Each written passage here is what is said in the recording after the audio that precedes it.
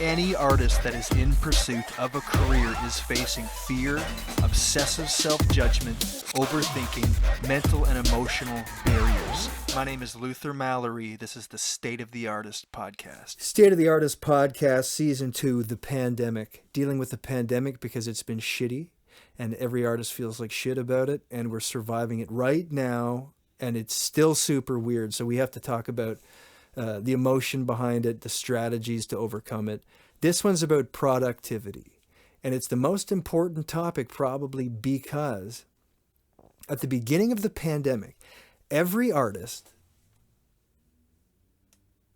said to themselves and said to everybody else, I'm going to use this time. Okay, live is gone, fine. I'm going to use this time to be productive, build skills, create more art. Just fucking lean into her, bud. And everybody went, that's a great plan. Yes. And we were kind of excited about that. All of us as a collective. Okay. Yeah. Let's do some real homework here and create some shit and build skills. And then a year later, when almost nobody did that, it's because the depression of it all kicked in, the anxiety, the further uncertainty, even though our path is treacherous and full of uncertainty, even more uncertainty, forced all artists almost into this depression for the entire year and now. And the danger of that is people getting to now going, I fucked up. I did not do any of the skill building, creativity, blah, blah, blah that I planned to. I'm a piece of shit. And that's the problem. There's a lot of artists guilting and shaming themselves and building self-doubt and living in self-loathing because you failed this year in the pandemic. And it's dangerous because you did not. Everybody sucks this year. Everybody sucks. Okay, so part of it is that you have suffered trauma now. And so you're fucking around playing video games, watching Netflix, going like, I don't feel like doing anything. And then guilting yourself going, but I should be. And although that's true, we always should be, sure, or could be. But if you're not in the energetic, emotional state, then you can't. And so part of this message in this podcast is going to be stop berating ourselves for fucking it up this year. Because a lot of it is not our fault. And it's a productivity thing at the root of that, where it's always, I'm not being productive, I'm not being productive, I'm not being productive, I'm not being productive, I'm not being productive, I'm not being productive. Always. Every nanosecond. That shit. All year long, right? And so productivity is at the root of it. And productivity is a very loaded word, because if you go back in time a little bit, let's say a decade ago-ish, so my own story, when I landed at my father's house in Belleville, Ontario, at 30 years old, no job, girlfriend, house, skills of any kind, and went, what the fuck just happened? And then woke up and went, oh my God, I failed to learn anything in my 20s that wasn't abstract, creative, nonsense idea shit. And I panicked and I went, oh my God, I don't know how to take responsibility in the real working earth. And I panicked and I found personal development, the industry, right? The almost cult-like industry of personal development. I absorbed everything. And the OG guys like Tony Robbins and Les Brown and Jim Rohn and Napoleon Hill, and the new people like Tim Ferriss and Grant Cardone and Tom Bilyeu and Gary Vee. All of those guys have built an industry on, I got rich and I got out of my shitty state. I can tell you how I did that. And that's a great story because it makes us all go, wow, goddamn. That looks possible, because they're sharing, and they're all awesome at that, right? The problem with it is only that if we are not in the emotional state, the ready state to absorb that and take action with it, We're not ready to take action. We just absorb it. It just makes us feel depressed and shitty because it's just a reminder watching Gary Vee that you're not doing that. And you're like, I should do that. I should do that. I should do that. And those shoulds pile up into, I hate myself because I'm a loser because I can't do the thing that Gary Vee is telling me to do.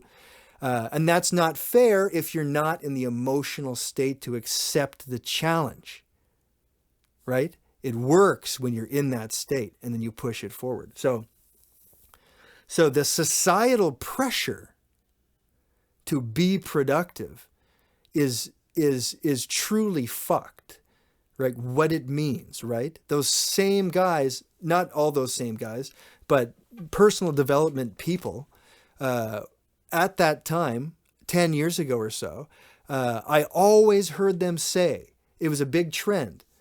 If you're not up at 5 a.m., then you're not like beating your competition. And I remember going like, that makes sense. Yeah, if I get up earlier, I can get more done, et cetera, et cetera.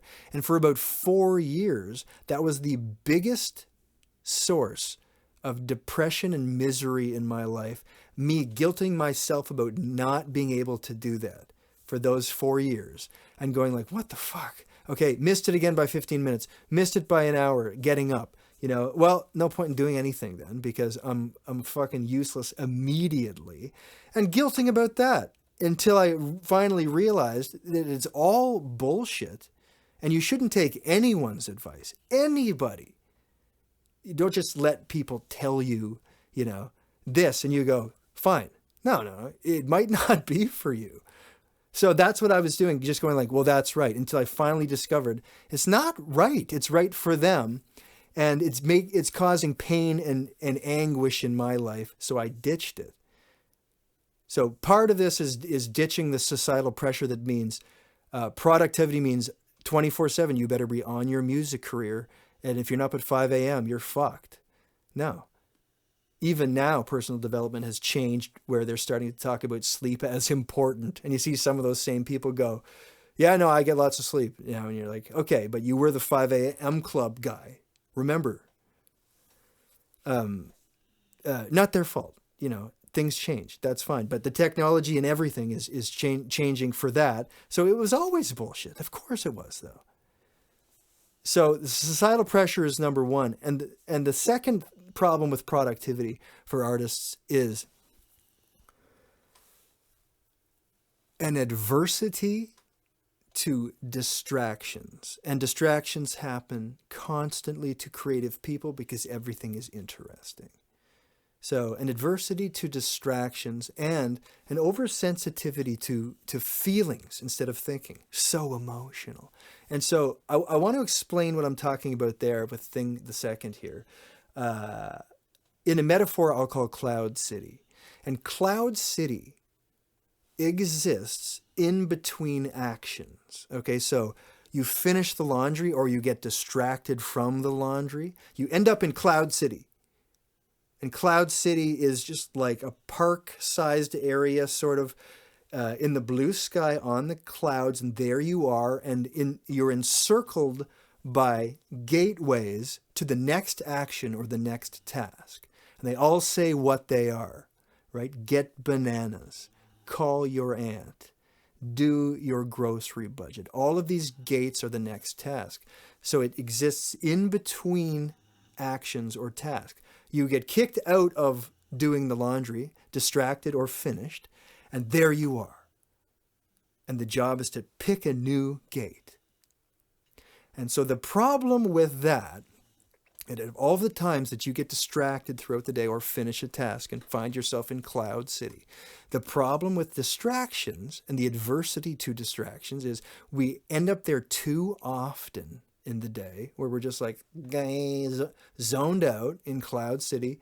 And so it's hard to compete that many times with distractions. So there's a frequency of ending up in Cloud City. And then the oversensitivity to feelings is the real problem here. The emotional driving force of the artist, right? We end up in Cloud City. We take a brief look around and we see right there, watch Netflix in a hammock. And you go, that feels great. That feels really good right now. ooh, yeah, that'd be nice to do that. And you look to the next one and it says, eat chips privately like a fucking animal because you're in private. And you go, that looks amazing. That would feel awesome to shovel fucking food in total privacy into my face. Yeah, I love that. And then the next one says, do your grocery budget. And you go, that feels terrible. Oh God, I don't like the feeling of that. And you see a final one and it says, spend time sitting in the bath, loathing yourself because you're a piece of shit, and lean into the self-hatred and shit. Spend some time there. And you go, that feels bad, but it's still attractive for some reason. And the problem there is that you follow your feelings because you're an artist. Logical people, technical people, and lots of artists are technical people, look at those gates and they go, okay, what would the outcome of this gate be? Let me think through going into this gate. What will that look like 2 hours from now if I go into that gate? And what will the Netflix one do? And ultimately, you can often decide that will be immediate satisfaction, but long-term misery. But when you chase your feelings and that's all you chase, like artists, we go, that thing, pew, like the road runner right into the fucking eat a coconut on a bongo. Like whatever is fun in the moment, that's what we do. And what that leads to making choices like that too often is lack of productivity, which is stagnation, which is lack of progress, which is depressing over time. And then you feel like a piece of garbage. And then you punch yourself in the face for 10 weeks about it. That's how that works. So we can't always follow our whims, even though we're very good at it as artists, because we can't win that way. So the solution when you are in Cloud City is realize what productivity means, the societal pressure, right? But then look at each gate from feeling first, because you are a feeling person. So you go, oh, that gate is amazing. Play online bingo for money. That sounds really funny. Let's do that. And you go, okay, that feels good. But then imagine yourself there and go, but I need to inject some logic into this. Just give me 1 second before I commit to this gate to go, what would that be like? And here's a great question to ask yourself. 2 hours from now, will I be more confident or less confident? Because every action that you take is either rewarding you with confidence or taking confidence away from you. And you stack them all day, up and down and up and down. And so those gates really represent how are you going to feel 2 hours from now? Use your logic to find out and anticipate that. Cloud City. Don't fall for anybody telling you anything is the first thing, though. Nobody knows fucking anything. It's amazing how true that is. How little everybody fucking knows.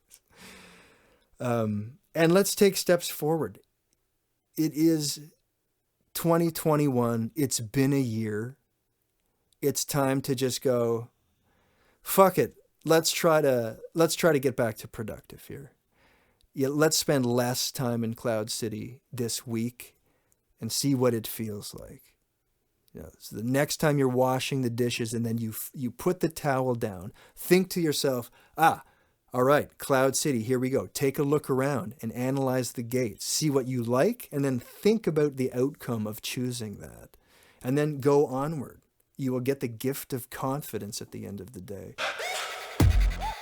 State of the Artist Podcast, Pandemic Season 2. We're going to get to the bottom of this.